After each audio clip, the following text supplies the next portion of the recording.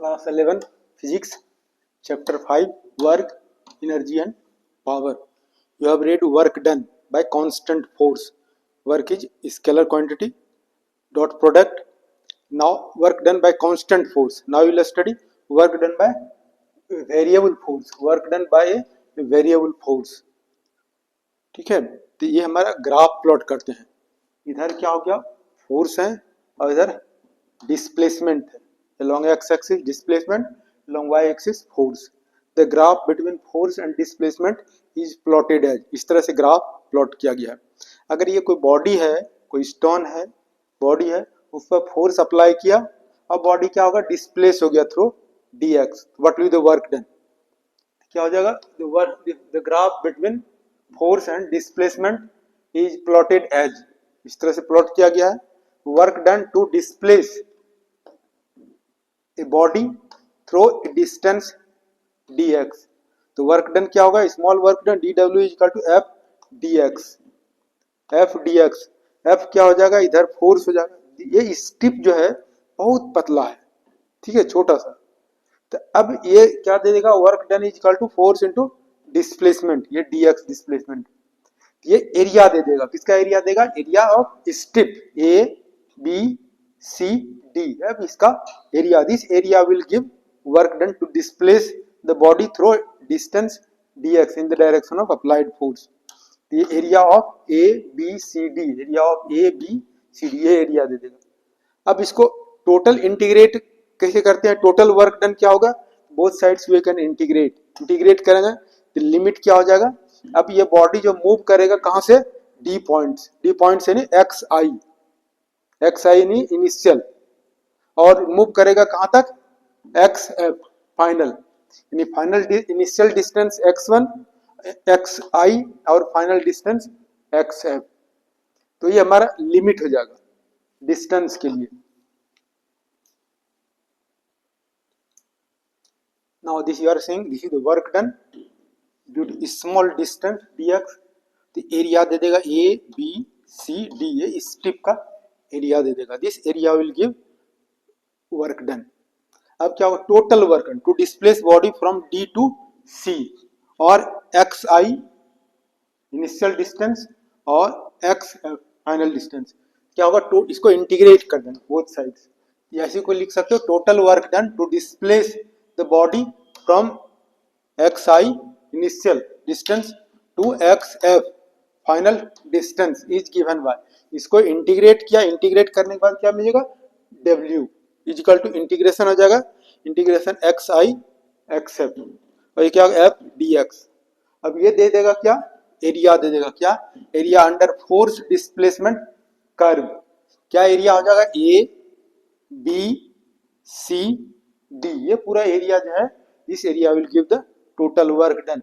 w is equal to area of a b c d. ये area जो है, if you are plotting graph between force and displacement, the area will give the work done. Now you can take one example numerical question based on this. Now we can take a question based on this formula. Question you can see, a particle moves along x axis from x is equal to 0 to x is equal to 4 meter under the influence of force F is equal to 5 minus 3x plus 2x square Newton. Calculate the work done by the force. ये हमारा force है, F is equal to 5 minus 3x plus 2x square Newton दिया हुआ है. Work done find out करो, whatever you have read, small work done to displace the body through dx. क्या होगा, dw is equal to f dx. f के place पे value put कर दिया, f के प्लेस पे 5 minus 3x plus 2x square और ये dx है. Now we can integrate both sides, integrating total work done. तो अभी लिमिट दिया हुआ है, बॉडी डिस्प्लेस होगा कहां से ना, ये जो इक्वेशन देख रहे हो ये वेरिएबल है.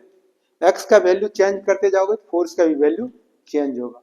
यानी देयर इज वेरिएबल, फोर्स और डिस्टेंस दोनों एक दूसरे पर डिपेंड करता है. f is the function of x you can C.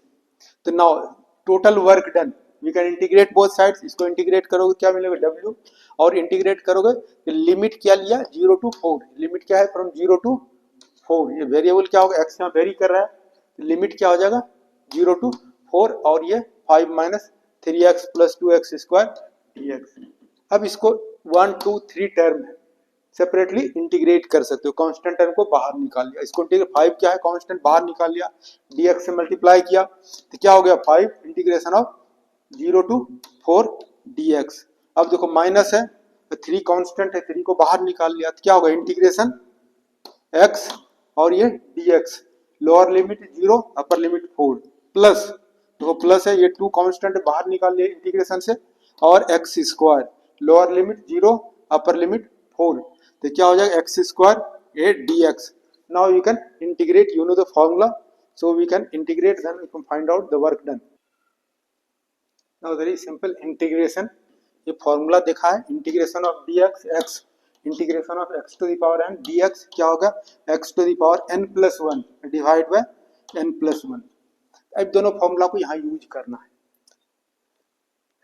Integration क्या होगा x dx का क्या होगा x, और कैपिटल ब्रैकेट में लिखते हैं, और lower limit 0 upper limit minus 3 x square जगह ये फॉर्मूला यूज किया है, पावर 1 था, x to the power 1 plus 1 2 by 1 plus 1 2, ये लिमिट हो गया 0 टू प्लस, यहाँ पर भी क्या है पावर x स्क्वायर था, तो x स्क्वायर क्या है 2 प्लस 1 3 हो गया, नीचे भी 2 प्लस 1 3, और लिमिट 0 टू 4। अब लिमिट हटाते हैं, 5 लिमिट पहले ये हो गया 5 x to the power x हो गया 0 to 4 limit minus 3 by 2 x to the power 2 capital bracket limit lower limit 0 upper limit 4, अब प्लस यहाँ पर 3 लिखते हैं 2 बाय 3, 3 कांस्टेंट है बाहर निकाल सकते हो, x to the power 3 limit हो गया 0 to 4। Now we can remove limit, तो 5 हो गया in place of x first upper limit 4 minus in place of x lower limit 0 minus 3 by 2 in place of x upper limit, in place of x upper limit 4 square minus in place of x lower limit 0 0 square plus 2 by 3 x के place पर क्या लिखना है 4 लिखना है, upper limit x to the power 3 minus x to the power 0।